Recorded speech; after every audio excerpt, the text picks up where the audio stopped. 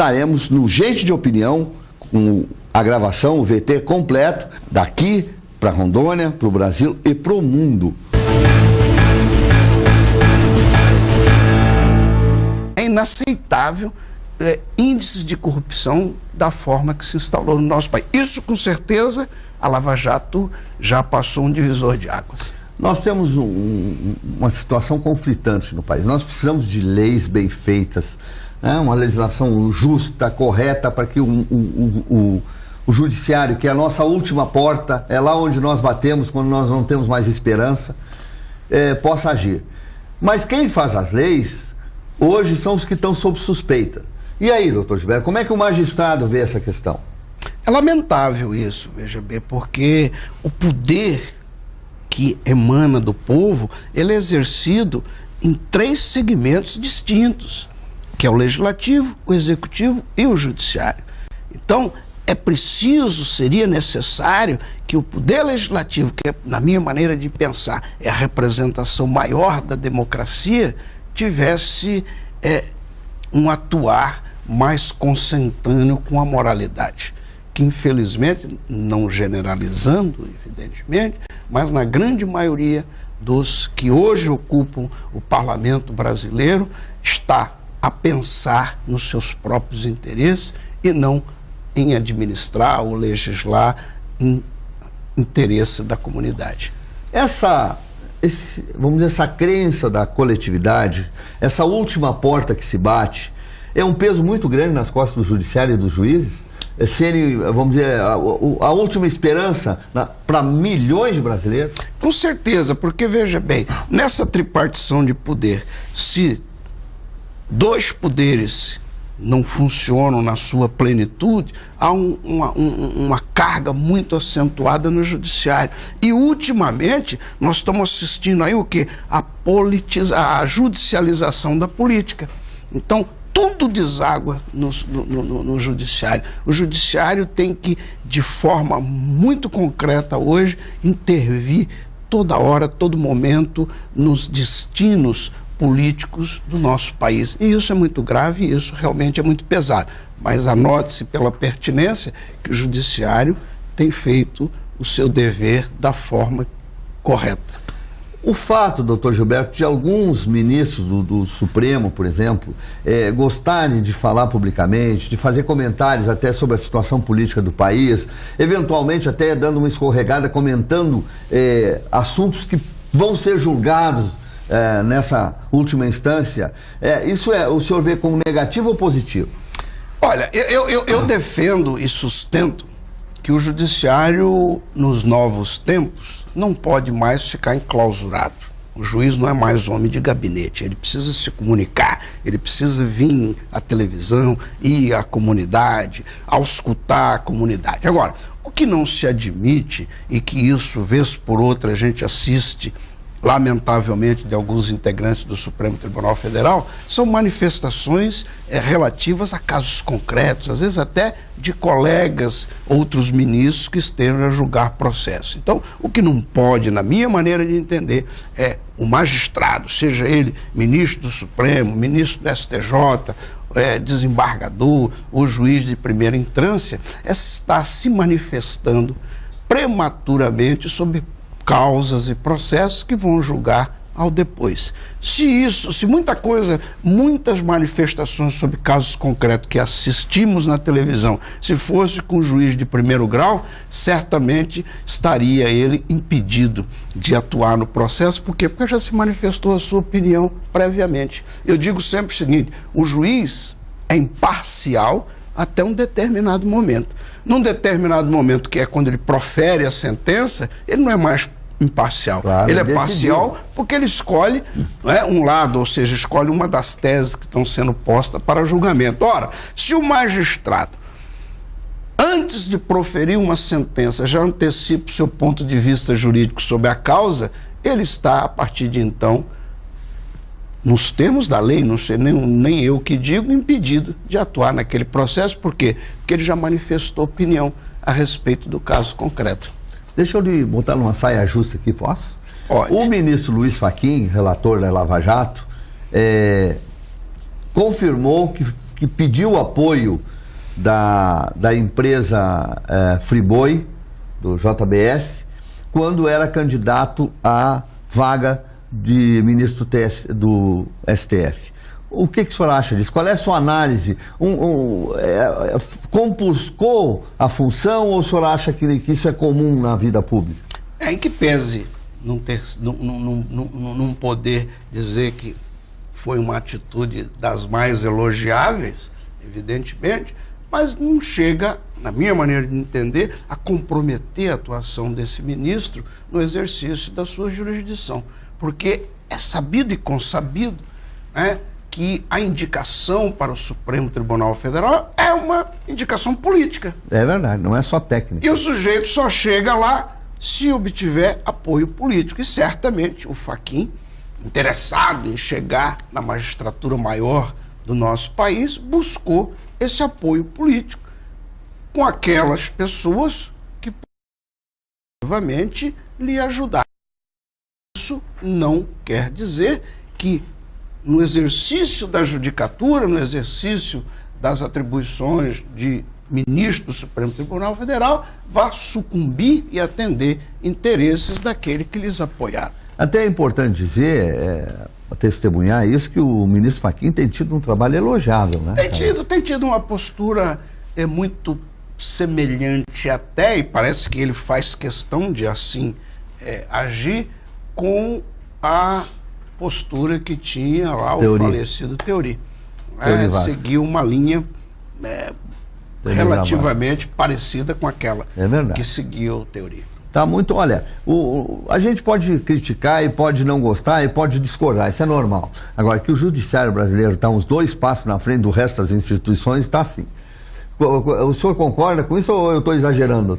Não, e eu me sinto até muita vontade para falar, não é porque eu seja do Poder Judiciário, não. Mas o Judiciário assumiu e abraçou a responsabilidade que está sendo colocada às suas costas. E não é pequena. Não, é grande, é enorme. O Judiciário, mais especificamente o Supremo, tem tido que decidir questões assim de alta relevância para o país nos últimos tempos. Então está assim, claro, o Judiciário, como qualquer outra instituição, é composta de homens. Verdade. E homens, muitas das vezes, falham. Infalível e perfeito só Deus. Então, há aqui ou acolá decisões proferidas por esse ou aquele ministro, por esse ou aquele desembargador, por esse ou aquele juiz, que não agrade na totalidade, desagrade a maior parte e agrade um número de pessoas menor. Mas isso, no todo, há que se admitir que o Supremo está fazendo o seu papel. O judiciário brasileiro realmente vamos dizer assim, é aquela porta que ainda a gente pode bater. Pode sim, com segurança. E eventualmente há erros aqui e ali, mas no contexto geral, a prova disso, eu acho, doutor Gilberto, é que hoje, se o juiz Moro decidisse ser candidato a presidente da República, ele estava eleito. Na hora. Eu tenho a impressão que seria conclamado. Pois é, o senhor vê. E é um representante do judiciário, não é nem do legislativo, nem do executivo, não é empresário, é do judiciário. Mas isso faz parte, Sérgio, a gente já conversou a respeito disso em outras oportunidades, isso faz parte da desesperança do povo. Exatamente. Ou seja, os políticos de carreira, aqueles homens que têm a política como profissão, entraram num desgaste muito forte. E a população procura alternativas de pessoas com perfil, com uma biografia mais limpa, mais enxuta, e olha para aquelas instituições como o Judiciário e o Ministério Público como celeiro desses possíveis candidatos a cargos políticos, seja em nível de município, seja em nível de Estado, ou seja em nível de União. Muito bem. Olha, no segundo bloco, nós vamos bater um papo aqui com o doutor Gilberto sobre questões importantes. O que ele acha da situação nacional, se o Temer deve ser cassado, se deve ter eleição direta, indireta, qual é a opinião dele? Vamos falar sobre o futuro. Doutor Gilberto, depois de uma longa vida dedicada ao judiciário, está se aposentando no final do ano. O nome dele tem aparecido aí nas conversas políticas como um possível candidato ao governo do Estado. Será que tem algum fundamento? Doutor Gilberto, vamos falar um pouquinho sobre a questão nacional. Qual é a sua visão sobre o que está acontecendo com o presidente Temer? Ele deve ficar, deve ser cassado? Devemos ter eleição indireta, eleição direta? Qual é a sua opinião sobre isso? Primeiro, é lamentável o que está acontecendo com o presidente Temer. Seja Temer ou fosse outro qualquer que estivesse lá, eu iria lamentar da mesma forma. Porque o momento em que ele é pego numa conversa pouco republicana, no aconchego da sua casa, é o momento em que o país está vivendo uma expectativa de crescimento na economia. De voltar... E isso, com certeza, é muito ruim. Mas e que pese lamentar, e respondendo a sua pergunta, é evidente que o presidente não reúne mais condições de permanecer na magistratura maior do país, que é a presidência da República. Ele se desgastou politicamente, ele está extremamente fragilizado, e eu dizia até na UTI. Então, a renúncia, a minha maneira de entender, seria um ato de dizer ao país e pedir ao país desculpa. Acho muito pouco provável que o presidente, até porque ele já disse que não renunciará. Descortina-se aí o que pode acontecer, o que vai acontecer no caso da vacância do cargo. A Constituição é clara, lá no seu artigo 80, que neste caso deverá haver eleição indireta, posto já ter ultrapassado o 2º ano de mandato.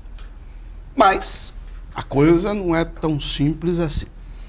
Ainda hoje anunciam aí as redes sociais que a Comissão de Constituição e Justiça do Senado aprova uma emenda à Constituição prevendo eleições diretas quando a vacância do cargo ocorrer após o 3º ano. Então, evidentemente que isso foi aprovado apenas e tão somente na Constituição da Comissão de Constituição e Justiça, que precisa ainda ser aprovado pelo plenário das casas Senado e da Câmara dos Deputados. Acho muito pouco provável que venha a ter êxito essa proposta no plenário, mas é uma possibilidade. A outra possibilidade que há, além da renúncia, é o impeachment, que é uma decisão política. E também há uma outra vertente, que é a cassação pelo Superior Tribunal de Justiça. O processo está lá. Terça-feira, dia 6. Contra a chapa Dilma Temer, que seria aí a cassação da chapa. Não acredito que isso se resolva na sexta-feira. Primeiro, eu não acredito que se resolva na sexta-feira. Na terça-feira, desculpa. O processo está aí começando, e muito provavelmente haverá lá um pedido de vista. Essa, pelo menos, é a expectativa. Mas mesmo que não haja pedido de vista, e mesmo que fosse julgado, que seja julgado esse processo na terça-feira, cabe ainda recurso. Se não na própria Corte Eleitoral, mas ao Supremo. Então, é um desfecho que vejo pouco provável que aconteça tão logo. Agora, há uma possibilidade também, em acontecendo a cassação lá pelo Superior Tribunal Eleitoral, de haver eleição direta, porque houve uma alteração no Código Eleitoral em 2015 que previa que, exceto se a cassação ocorresse nos 6 últimos meses, haveria eleições diretas.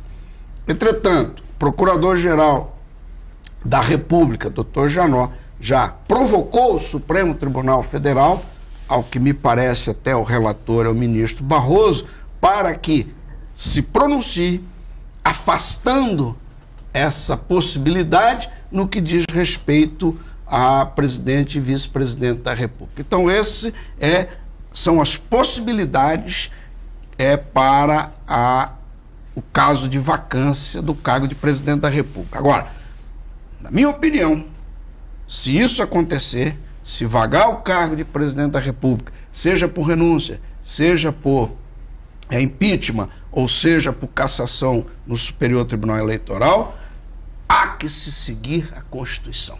Nós vivemos num Estado democrático de direito, onde há o império da lei e, muito mais ainda, o império da Constituição. Então, penso eu que há que se observar a Constituição para o caso de sucessão do presidente Temer. Muito bem. Agora vamos trazer o assunto um pouquinho para cá, doutor Gilberto. O senhor é um apaixonado pela justiça, dedicou toda a sua vida a ela e agora está prestes a se aposentar. O senhor acha que tem alguma chance do senhor se apaixonar pela política depois de se aposentar? Primeiro, todo ser humano é político. Nós fazemos política diuturnamente. Agora, a pergunta é no que diz respeito à política partidária. Isso. Ou seja, uma atividade no exercício, ou pelo menos numa candidatura a algum cargo público. Eu tenho dito o seguinte: tudo na vida tem o seu momento certo. E o meu momento agora é de ser juiz, é de ser magistrado. Enquanto magistrado, a minha defesa trilhar pelo caminho da política partidária. Entretanto, tenho eu o pensamento que seja eu, seja qualquer outro cidadão desse estado ou de qualquer outro do país, é momento de olhar um pouco mais para essa questão política, porque não basta as pessoas ficarem de fora reclamando ou apontando falhas ou apontando defeitos. É preciso também que as pessoas de bem, que as pessoas que tenham capacidade de administrar o estado, o município ou o país, também coloquem seu nome para ser aprovado ou não pelo eleitorado. Mas essa é uma reflexão que eu não me permito e não posso fazer nesse momento. Isso é reflexão. O dia que salários, o dia que não mais registrado, aí é que podemos fazer uma reflexão a respeito desse tema. O que acontece, doutor Gilberto, e aí eu não quero personalizar, mas só como teoria para o nosso telespectador entender o seguinte: o eleitorado está procurando gente diferente, gente séria, gente honesta, gente decente, gente que não está conspurcada com a política. O senhor é um desses personagens, o senhor tem esse perfil, e isso poderia lhe dizer, olha, quem sabe a hora, depois que o senhor não estiver mais com a sua toga? Nesse momento, com certeza faria essa reflexão. Agora, o mais importante, isso é uma coisa que há que ser frisada e destacada. O mais importante, porque o sujeito ser honesto, isso é obrigação. É obrigação. Isso é obrigação. O sujeito tem que ser honesto. Agora, não basta ser honesto para ser um bom parlamentar, para ser um bom governador, para ser um bom prefeito, para ser um bom presidente da República. É preciso, para além da honestidade, capacidade.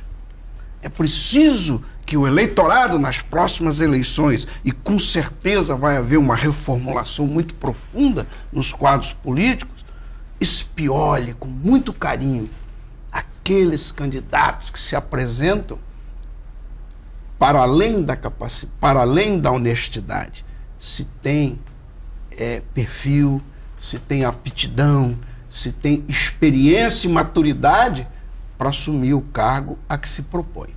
Eu penso que toda pessoa que pensa, que imaginar ser exercente de um cargo político, de um cargo de administração, antes deve perguntar para si própria se ele tem condições, se ele tem expertise, se ele tem capacidade de bem exercer o cargo. penso que se muita gente ligasse esse desconfiômetro e se perguntasse a esse respeito, não assumiriam o cargo. 30 segundos para o senhor deixar uma mensagem para a nossa comunidade, doutor Gilberto. A mensagem que eu posso deixar ao nosso povo é de esperança. Acreditem, tenham esperança que, em que pese o momento dificílimo que estamos vivendo no nosso país, o amanhã será melhor. Muito bem, olha só, eu não quero me gabar, mas vai ter entrevista boa assim em outro lugar. Onde é que vocês veem uma entrevista dessa qualidade? Por causa do entrevistador, é claro. Aqui nesse programa só vem gente desse nível. Desculpe, plebe Ignara. Não, é uma brincadeira só. Um abraço a vocês. Doutor Gilberto, foi uma honra mais uma vez conversar com o senhor. Eu faço questão de lhe convidar publicamente para o senhor voltar muitas vezes aqui, porque com o senhor nós só aprendemos e só enriquece o nosso programa. Você aí que nos acompanhou na Record News, na Sky, na TV a cabo e que vai nos ver no Gente de Opinião, com a gravação, o VT completo, daqui para Rondônia, para o Brasil e para o mundo.